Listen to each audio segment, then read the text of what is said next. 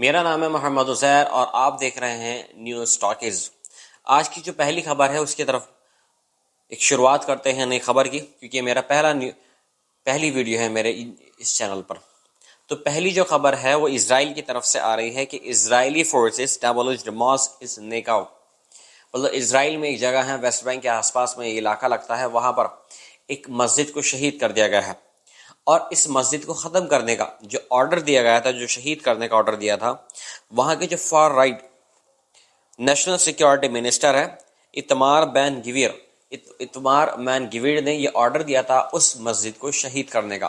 لہٰذا اس مسجد کو اسرائیلیوں نے پوری طریقے سے بالکل شہید کر دیا ہے، ویسٹ بینک کا جو علاقہ ہے نیگاؤ میں۔ Israeli forces have demolished a mosque in the Bodian village of al-Hiran in the Negev. Israeli media reported the demolition order was approved by Israel's far-right National Security Minister Itamar Ben-Gvir. آپ خود سن لیجئے، یہ جو خبر ہے یہ Al Jazeera کی خبر ہے، اور اس خبر میں یہ بتایا گیا ہے کہ اس مسجد کو شہید کرنے کا جو کام ہے وہ جو اسرائیل کے نیشنل سیکیورٹی منسٹر ہیں اتمار بین گویر نے یہ آرڈر دیا تھا۔ دوسری خبر ہے وہ یہ آ رہی ہے کہ Gaza aid supply goes from bad to worse after Israel misses U S deadline. مطلب یونائٹڈ اسٹیٹ نے ایک ڈیڈ لائن دی تھی کہ اس ڈیڈ لائن تک آپ جو وہاں پر کھانے کی قلت ہو رہی ہے اس کو آپ دوبارہ سے درست کریں، لیکن جو سچویشن ہے وہ بد سے بدتر ہوتی جا رہی ہے۔ لوگوں کے پاس میں کھانے کے لیے کھانا نہیں ہے، پینے کے لیے پانی نہیں ہے، اور بھی بہت ساری چیزیں ہیں جس کی وجہ سے جو وہاں کے جو حالات ہیں نارتھ غزہ کے خاص طور سے وہ بہت زیادہ خراب ہیں۔ یہاں تک کہ آپ یہ دیکھیے کہ جو وہاں کے ہاسپٹل ہیں، جو ہاسپٹلوں میں جو میڈیکل اسٹاف کام کر رہا ہے ان کو ایک وقت کا کھانا ضرور دیا جا رہا ہے، کیونکہ ان کے لیے بھی وہاں پر کوئی کھانا نہیں ہے۔ ان کو ایک ٹائم کا کھانا ضرور دیا جا رہا ہے تاکہ جو مریض آ رہے ہیں، جو گھائل آ رہے ہیں، جو بھی آ رہے ہیں، ان کا وہ ٹریٹمنٹ کر سکیں، ان کا علاج کر سکیں۔ اس کے علاوہ پولیس ڈیٹین پرو فلسطینین پروٹیسٹرز ڈیفائنگ امسٹرڈم بین۔ مطلب امسٹرڈم میں جو وہاں پر پروٹیسٹ ہو رہا تھا اسرائیلی یہودیوں کے بیچ میں اور وہاں کے جو فٹ بال جو فینس ہیں ان کے بیچ میں، اور یہ سب ہوا تھا، جو وہاں پر جو وائلنس ہوا تھا یہ ہوا تھا صرف ایک جھنڈے کی وجہ سے۔ وہاں پر ایک فلسطین کا جھنڈا لگا ہوا تھا اس بلڈنگ کے اوپر، تو جو اسرائیل کی طرف سے جو فٹ بال فین تھے انہوں نے وہ جھنڈا اتار دیا تھا، اٹھا کر پھینک دیا تھا۔ اس کے بعد میں وہاں پر یہ وائلنس شروع ہوا نیدرلینڈ کی راجدھانی امسٹرڈم میں۔ اس کے بعد سے فرانس نے بھی اس چیز پر کڑا ایکشن لیا، لیکن اسرائیلیوں پر نہیں۔ اس نے جو ایکشن لیا وہ لیا فلسطین کے جھنڈے پر، کہ اس فرانس کے کوئی سے بھی فٹ بال میچ میں کوئی بھی فلسطین کا جھنڈا نہیں پھہرا سکتا۔ اس چیز پر بالکل بینڈ لگا دیا گیا تاکہ وہاں پر اس طرح کے حالات پیدا نہ ہو جیسے امسٹرڈم میں حالات ہو گئے۔ تو میں بات کر رہا تھا امسٹرڈم کے بارے میں کہ وہاں پر دوبارہ سے جو پروٹیسٹر تھے، جو ورودھ پردرشنکاری تھے، وہ فلسطین کے لیے پردرشن کر رہے تھے، اور اس پردرشن کو روکنے کے لیے جو بھی وہاں پر پردرشن کر رہے تھے ان سب کو پولیس نے وہاں پر اریسٹ کر لیا۔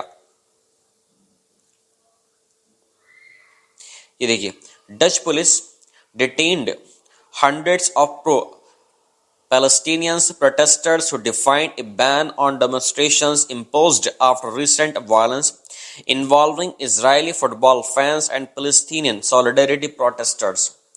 مطلب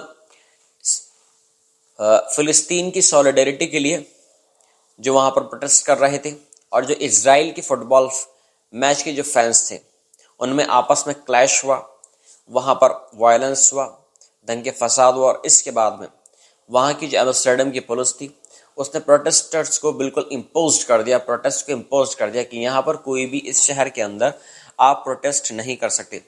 لیکن اس کے باوجود جو پرو فلسطینین پروٹیسٹر تھے انہوں نے اس کو درکنار کرتے ہوئے وہ دوبارہ سے پروٹیسٹ کرنا شروع کر دیا، لیکن اس بیچ دوبارہ سے پولیس نے ان کو ڈیٹین کر لیا، گرفتار کر لیا۔ خبریں تو لہٰذا بہت ساری ہیں بتانے کے لیے. جو آج ہوا سب سے جو ہوا ہے وہ سب سے بھیانک یہ ہوا ہے نارتھ غزہ میں، کہ وہاں پر جو بچے ہیں بوڑھے ہیں وہ بڑھ رہے ہیں کھانوں سے. وہاں پر کچھ بھی نہیں ہے کھانے پینے کے لیے.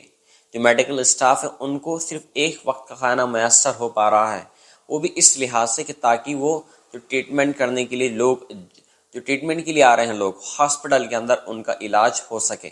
صرف اس چیز کے لیے ان لوگوں کا وہاں پر علاج ہو رہا ہے، اور کھانے کے لیے ان کو ایک وقت کا کھانا دیا جا رہا ہے. لہذا ان سب کے پیچھے جو منشا ہے وہ اسرائیل کی طرف ایک منشا یہ ہے کہ جو نارتھ غزہ کا جو علاقہ ہے اس کو بالکل فلیٹ کر کے وہاں پر جو امریکن جو کمپنیز ہیں، جو ریئل اسٹیٹ کمپنیز ہیں، ان کا جو معاہدہ یہ ہوا ہوا ہے کہ آپ اس چیز کو بالکل ختم کر کے جو فلسطینیوں کے گھر ہیں یا جو بھی بلڈنگز وغیرہ ان سب کو ختم کر کے وہاں پر سمٹل بالکل میدان ایک بنا کر آپ وہاں پر سیٹلمنٹ کے لیے یہودیوں کو لے کر آئیں گے، ان کی بستیوں کو وہاں پر آباد کریں گے. تو اس سب کے لیے کون ذمہ دار ہے؟ اس سب کے لیے جو گلف کی جو کنٹریز ہیں، سعودی عرب، بحرین، کویت، قطر، یہ جتنی بھی گلف کنٹریز ہیں یہ سب چیز کے لیے ذمہ دار ہیں. ابھی 2 یا 3 دن پہلے سعودی کے ریاض میں ایک اسلامک سمٹ ہوا.